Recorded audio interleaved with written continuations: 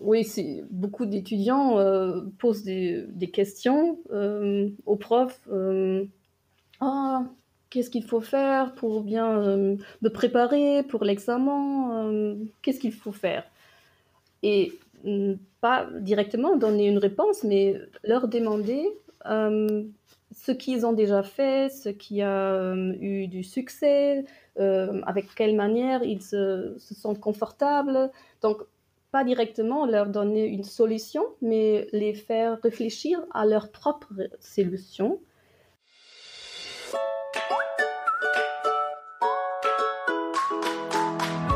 Bonjour à tous et bienvenue sur le podcast du blog Culture Fleu. Je suis Marianne Viadet et je vais partager avec vous quelques astuces pour vous aider à mieux réussir votre cours de français langue étrangère. Vous pouvez bien sûr aller faire un tour sur le site culture-fleu.de. Vous y découvrirez toutes sortes de conseils pour animer votre cours. Aujourd'hui, je suis avec ma collègue du Centre de langue de l'Université de Paderborn en Allemagne, Ilka Dönhoff. Ilka a un poste très spécial de conseil et d'accompagnement des étudiants dans leur apprentissage. Elle propose des entretiens personnalisés et des workshops. Comme toutes les écoles n'ont pas la chance d'avoir quelqu'un comme elle à disposition, j'ai pensé que ce serait très intéressant d'écouter son témoignage pour éventuellement intégrer ces techniques au cours de langue. Et en plus, elle parle français. Ça aurait été dommage de ne pas en profiter. Voici donc son interview. Bonjour Ilka. Bonjour Marianne. Merci beaucoup d'être là. Alors d'abord, je voudrais savoir si tu peux te présenter et parler de ton parcours. Qui es-tu et comment es-tu arrivée à ce poste que tu occupes aujourd'hui? Oui, je m'appelle Ilka Dönhoff. J'ai fait des études de lettres modernes à Münster et j'ai passé 2 semestres à Tours en France. Un peu après le milieu de mes études, j'ai commencé une sorte de master en allemand comme langue étrangère. Et c'est là que j'ai découvert l'apprentissage en tandem et le conseil d'apprentissage des langues. Comme je trouvais ça un sujet fascinant, je l'ai choisi pour l'épreuve finale. Et ouais, peu après, j'avais de la chance avec le poste à Paderborn, où je travaille depuis 2009. Et ouais, j'y suis responsable pour tout ce qui concerne l'apprentissage autonome. Mhm. Est-ce que tu peux nous expliquer plus précisément en quoi ça consiste ce poste? Quelles sont tes tâches? Mhm. En fait, je m'occupe des étudiants en contexte divers. Ils étudient une matière ou une langue, ou ils visitent un cours de langue, qui ont pour but d'apprendre une langue ou d'améliorer leurs connaissances de façon informelle, par exemple en tandem. Euh, un tandem fonctionne par exemple ainsi. Alors, toi, tu es française, moi, je suis allemande. Et nous deux pourrions former un pair tandem. Et nous nous soutenons l'une à l'autre, en apprenant la langue de l'autre sans vraiment être prof. C'est une grande différence. euh, Apprendre en tandem est une façon d'apprendre très différente des manières standards, car c'est très individuel et nous pouvons choisir chacune nos propres buts, les sujets, les priorités ou les lieux où nous nous rencontrons, et aussi le temps. Ouais, comme nous nous voyons. C'est donc en même temps lié à une grande responsabilité. Ouais, apprendre en tandem est basé sur les principes de la réciprocité et de l'autonomie. La réciprocité consiste par exemple en faisant attention que nous séparons de manière égale de temps de notre rencontre, ainsi que toi et moi ayant à peu près le même temps pour notre langue cible, par exemple 45 minutes chacune. L'autonomie veut dire que c'est nous qui sommes en fond responsables nous-mêmes de notre procès d'apprentissage, au lieu d'avoir un prof. Alors c'est pas toi mon prof, mais c'est moi qui est responsable du procès. Et le procès comprend les choses partiellement déjà mentionnées. Il faut évaluer notre niveau, choisir des objectifs, préparer des séances selon nos préférences, choisir des matériaux convenables que nous trouvons motivants, intéressants. Il nous faut échanger nos plans pour que je sache, par exemple, comment je peux t'aider le mieux, quelles erreurs tu veux que je corrige, etc. Et à la fin, il nous faut faire nos devoirs, la phase de suivi. C'est nous qui faisons l'évaluation de nos progrès. Par exemple, si moi j'arrive un peu à mieux faire la liaison entre les mots qu'avant. Et toi, tu pourrais m'aider avec l'évaluation en faisant attention en particulier à ce phénomène-là. Pour les tandems, j'organise régulièrement des rencontres d'information où j'explique ce que c'est d'apprendre en tandem, comment trouver un partenaire dans notre bourse en ligne et comment fonctionne le Tandem Programme. C'est une offre pour ceux qui ont de vraies ambitions. Le programme consiste d'une part en ateliers explicitement pour les tandems, où on aborde des stratégies importantes pour l'apprentissage effectif en tandem, mais d'autres aussi des ateliers, des stratégies en général. Par exemple, comment apprendre le vocabulaire ou la prononciation. Ces ateliers sont ouverts à tout le monde. Une autre part du programme forme en même temps une grande partie de mon travail que j'aime beaucoup. C'est le conseil d'apprentissage et des langues individuelles. Ce sont des entretiens, à peu près durant 1 heure, avec des pairs tandem ou des étudiants individuels, pour leur aider à trouver leur chemin. Ce n'est pas facile sans soutien de savoir exactement ce qu'on veut, ce qui est réaliste et motivant. Il y a aussi les étudiants qui veulent aller à l'étranger pour y étudier ou pour 1 ou 2 semestres ou faire un stage. Et à l'étranger, il est encore plus important d'agir de façon autonome. Donc c'est pour ceux aussi que j'offre ces entretiens individuels. Mhm. Oui, d'accord. Donc en fait, tout ce qu'on ne peut pas faire en cours de langue, finalement, les étudiants, ils peuvent le voir avec toi. Ils peuvent avoir des conseils personnalisés sur comment améliorer leur apprentissage. Tu peux les aider aussi à mieux gérer leur tandem et éventuellement, ils peuvent participer au programme de tandem. Voilà. Est-ce qu'il y a d'autres choses en fait que tu apportes en particulier aux étudiants? Est-ce qu'il y a un atout supplémentaire que tu apportes au centre de langue? Il y a beaucoup. C'est surtout la possibilité d'apprendre une langue de façon plus individuelle dans un cours ou plus autonome, tout en ayant du soutien. Parce que, comme j'ai déjà dit, c'est pas facile de savoir ce qu'on veut, ce qu'on trouve motivant. Et c'est grâce à mon poste qu'ils peuvent choisir leur parcours dans leur propre contexte. J'aime beaucoup l'offre du tandem. Parce que c'est c'est une très bonne illustration du fait qu'apprendre de façon autonome n'est pas la même chose qu'apprendre seul. Au centre et à la fac, avec le programme Tandem et les entretiens, j'apporte donc une toute petite pièce à une plus grande responsabilité des étudiants. Ils en ont besoin de toute façon dans leur travail plus tard. Et il leur faut prendre des choses à la main, se sentir responsable et agir au lieu de seulement réagir aux choses. Ce procès les rend plus confortables avec le fait qu'ils doivent prendre de la responsabilité. Il faudrait ajouter que d'apprendre d'une façon autonome, ce n'est pas pour tout le monde, ce n'est pas compatible ni nécessaire pour tout le monde. Il y a des gens qui ont un autre style et ils ont peut-être beaucoup de succès avec leur style. Et pas tout le monde est au même niveau de réflexion, ce qui est nécessaire pour l'apprentissage autonome.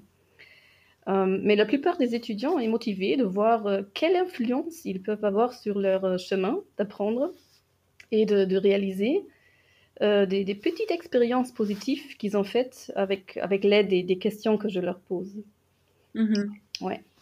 Oui, ça leur permet de prendre conscience en fait de ce qui leur permet d'avancer le mieux en fait. Quelles sont les stratégies les plus efficaces qu'ils avaient déjà inconsciemment? Ouais, c'est une façon de leur aider à prendre conscience, ouais. Parce que, ouais, la plupart a déjà, sans s'en rendre compte, a déjà des stratégies qui leur aident ou qui ne leur aident pas. Et ouais, un entretien, c'est parfois le moment où ils se rendent compte quelles sont les bonnes et que sont les mauvaises stratégies, disons. Mhm. D'accord. Et alors, justement, toi, tu parles beaucoup des stratégies d'apprentissage avec eux. Est-ce qu'il y a d'autres raisons de parler de ces stratégies d'apprentissage?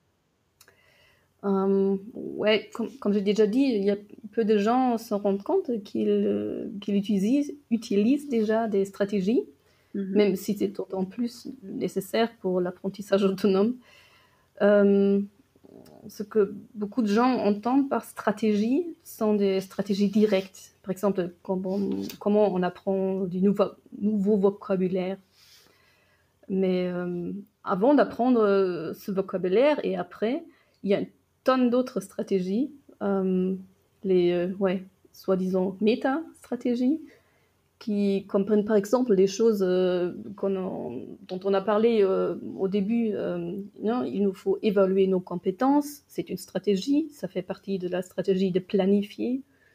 Euh, il nous faut choisir les buts d'apprentissage, c'est aussi une stratégie.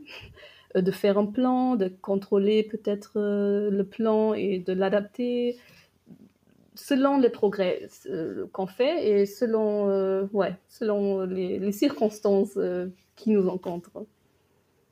Euh, et ouais, un fait qui est très important et qui est souvent oublié par les étudiants est la ressource des contacts personnels. Parce que presque tout le monde a une personne ou plusieurs personnes dans son environnement qui peut leur servir de ressources, soit pour faire les devoirs ou pour avoir un petit peu de contact personnel, de pouvoir s'entraîner à parler.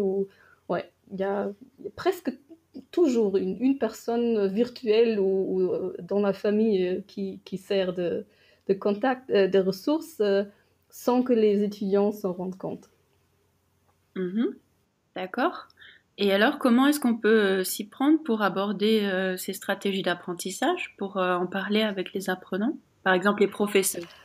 Comment est-ce qu'ils pourraient faire pour en parler? Ok, ouais. Alors, dans mon contexte, d'habitude, je pose aux étudiants la question sur leurs priorités. Parce que la question sur leurs priorités les mène déjà à la réflexion de leurs besoins, de quoi ils ont besoin et ce qu'ils trouvent motivant. Mhm. Et puis, ça dépend du contexte. Alors, c'est pas. Alors, je ne travaille pas dans des cours, mais dans un entretien individuel, c'est donc l'apprenant qui détermine les sujets et moi, je suis responsable de bien les écouter et de structurer l'entretien ainsi qu'ils en profitent. Et dans les ateliers, qui sont un peu ouais, similaires au cours de langue, Ouais, oui. j'ai une offre vaste et flexible de stratégies plutôt directes dont ils peuvent choisir. Euh, et ouais, ils peuvent les tester aussi.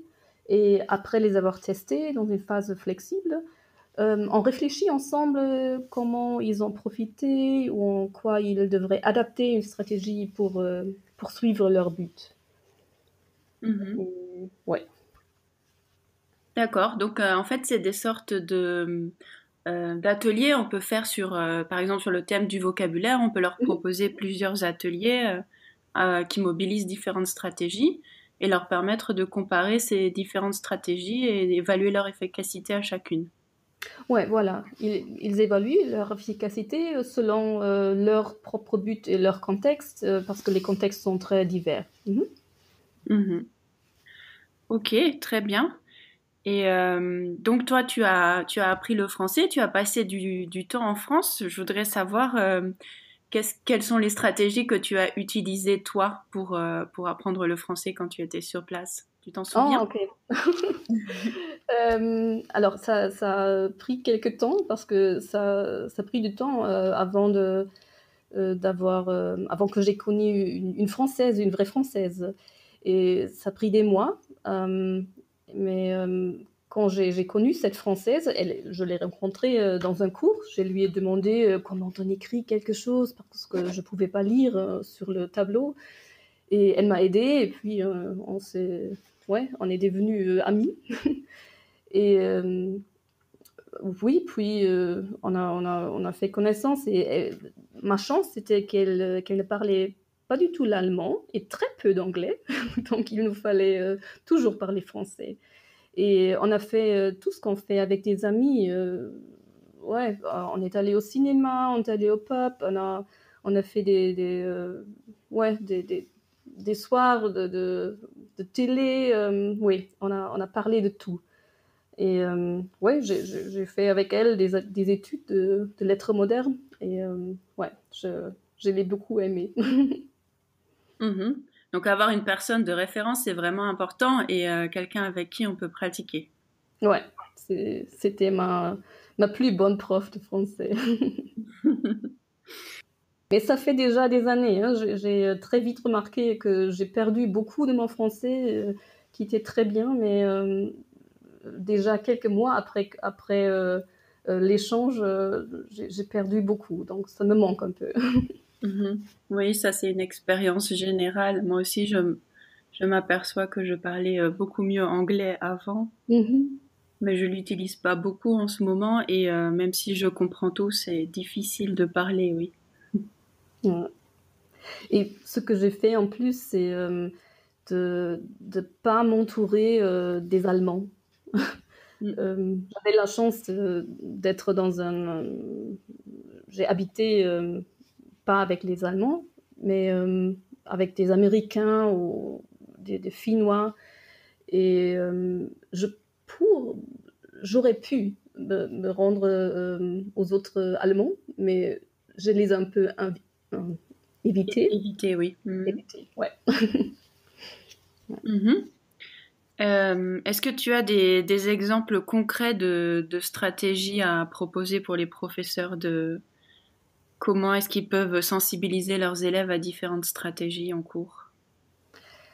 Euh, ouais, hum, ce que je recommande à tout le monde, c'est de rendre transparent les buts de leurs cours et de ce qu'ils font. Et de laisser un choix, un grand choix, aussi grand que possible aux étudiants, concernant par exemple les sujets de cours, si c'est possible, ou un choix concernant les types d'exercices ou des stratégies. Et ouais, de toujours instruire les étudiants comment on s'y prend avec la stratégie. Parce que l'autonomie ne veut pas dire laisser seuls les apprenants, mais de les soutenir ouais, ouais, dans leur apprentissage et de la manière comment oui, ils s'approchent. Et ouais, une bonne idée serait aussi de les encourager régulièrement de réfléchir sur leurs ressources, par exemple les contacts Mhm. qu'ils ont, les contacts, les matériaux, les stratégies qu'ils ont peut-être déjà et de les apporter au cours, apporter au cours. Oui. Mhm. Et ouais, de les utiliser leurs-mêmes après le cours. Ouais. Et ouais, de les faire remarquer le progrès qu'ils ont déjà fait. Parce que si on remarque un progrès, c'est très motivant. Et Mhm. oui, beaucoup d'étudiants posent des questions aux profs. Ah, qu'est-ce qu'il faut faire pour bien me préparer pour l'examen? Qu'est-ce qu'il faut faire? Et pas directement donner une réponse, mais leur demander euh, ce qu'ils ont déjà fait, ce qui a eu du succès, avec quelle manière ils se sentent confortables. Donc, pas directement leur donner une solution, mais les faire réfléchir à leur propre solution. Ouais, c'est une manière de commencer, une toute petite sensibilisation, voilà. J'ai encore une dernière question pour toi parce que le blog s'appelle Culture Fleu et je voudrais savoir qu'est-ce que ça représente pour toi la culture. Ouf. Ouais, il n'y a pas la culture, il y a une diversité de cultures. Et si on veut dire l'art culture, c'est une chose fascinante, très très très complexe, très dynamique, et qui est beaucoup plus que les stéréotypes qui simplifient beaucoup. Voilà. Ouais. Donc on n'est jamais fini à de se apprendre quelque chose en culture. Et c'est une chose qui est pour moi est très très difficile à décrire. Ok, oui, j'aurais peut-être dû mettre un S à culture alors. Oui, voilà. Ok, très bien, merci beaucoup Ilka. Ouais, de rien. Ça m'a fait plaisir.